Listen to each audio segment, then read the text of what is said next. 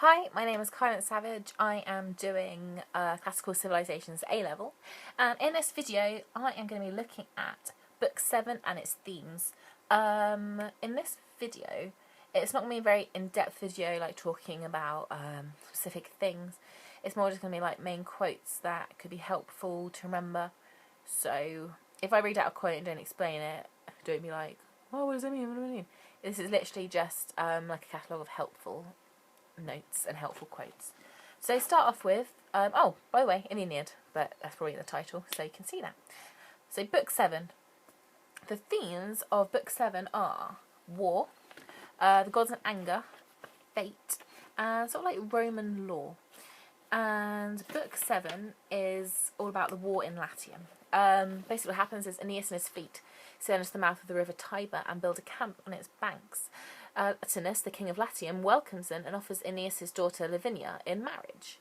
Seeing this, Juno sends down her agent Alecto to stir up the resentment against Aeneas, because Juno is grumpy.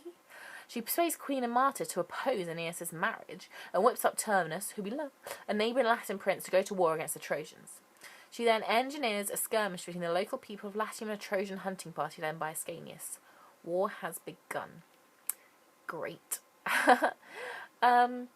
So if we're looking at Turnus and Alecto, well, Turnus is a prince of Ardia. He had hopes of marrying Latinus' daughter, Lavinia, to have succession to the throne, and Queen Amata supported him. Turnus is very involved with their family. They all know each other well. He even calls Queen Amata and Latinus's. He even calls their mother and father. So he's obviously a pretty good choice to marry Lavinia. But when Alecto, disguised as an aged priestess, visits him in sleep and urges him to war, he rebuffs her, saying, "Leave peace and war to men. War is a business of men." Enraged, she throws a burning torch into his heart, and he wakes sweating with terror and roaring for his armour. Sorry, my phone. So not really a mythical narrative. At another level, this can be read as an account of how man's rational assessment was overturned in the small hours by patriotic passion and rankling sexual jealousy. Sorry, that's my phone again. That's just my friend. So yeah, that's basically Turnus and Alecto and like the points between them. If you want some really good imagery and similes from the book, there's one that says, "Look, we're eating our tables." At the beginning, they relevance to eating our tables, saying that's when they'll know they've arrived. They thought it would have been a metaphor, but it was literal. Like they literally were eating their tables, because I think their tables were like made of bread or something. So they knew that they'd arrived because they were literally eating their tables. Another imagery, breathed its viper's breath into her and made her mad. Another one, like a spinning top flying like into the plated whip. This illustrates madness and gaining speed like a spinning top. Alecto changed her appearance. There's different imagery for everyone to trick them. Alecto bursts into anger, bursts like fire, which shows like pure rage. At that was that moment putting the finishing touches to war. Another one who stood and moves like a rock in the ocean, showing silliness. She could have run over the ocean, harvested over the swell, and never wet her foot in the waves. So, basically, if you're watching this, read the chapter first, and then you'll be able to like remember where I got these quotes from. Some good quotes. The ones about Aeneas in this chapter are, "Good Aeneas duly performed the funeral rites," which shows that he is still respectful. He is respectful, but when you compare this to the end, when he's not respectful about anything, when you look back and you're like, oh, he does do funeral things for people, blah, blah, blah. So, he never raised his burning eyes, but they were never still. This is a good one there. The queen was seething with womanly anger and disappointment of the arrival of the Trojans and the loss of the wedding of Turnus. That's just basically a good one about Queen Amata and showing how she gets pretty annoyed when Latinus says he can marry Lavinia. As I've said before, leave peace and war to men. War is a business of men. This is quite a good one to quote if you're talking about the difference between men and women and like their roles. In a frenzy of rage, he roared for his armour, showing strength. Is it reared or roared? Anyway, that just shows his strength in being compared to something quite brutal. Swift to answer the call of the dreaded horn, The hardy countrymen snatched up their weapons and gathered from every side.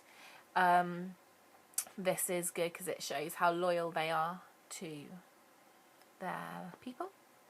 There are 2 gates known as the Gates of War. Let me just actually find this bit in the book so I can actually talk about it properly. So there are 2 gates known as the Gates of War. Where is it? It's at the end, isn't it? Oh. Okay, I can't find that, but in another book, they choose... Oh, yeah. Okay, remember where that is. We're not going to talk about that in this video. We'll talk about it in another video, and I'll actually look into it, because the Gates of War are quite interesting. If you want to look at the political background, the catalogue of names, there are some ones that would have linked to actual people. Many Romans had ties with the country districts of Italy, so this chapter would have been quite relatable, because they would have recognised names and stuff, because this was a country district. Italy was a crucial part of Augustus's power base, and why is this? Virgil visualises Augustus leading the men of Italy against the forces of the East under Antony and Cleopatra. This is in the book. He visualises it and makes comparisons. And although the Italians go to war against Aeneas, they are never slighted in the Aeneid. So that sort of just shows where Virgil's loyalties kind of lie. Also, characterisation of heroes. We're just going to look at Turnus. He's not overly confrontational, but he is quite arrogant, brash and fearless, and he also values honour. He also values the honour of men, which is quite clear. But we do like Turnus because he's not overly confrontational. He's not that bad. I like him. Juno in this is seen as violent and very jealous, like she always is, because she is fun. I hope these videos are making sense. I'm going to try and do more that are quite, I don't know, make more sense, because this is literally my notes. So they make sense to me. If these help you in any way, okay, if you learn one quote from these videos, then at least you've taken something out of them.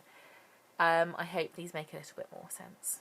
But yeah, good luck in your exam if you understood any of that.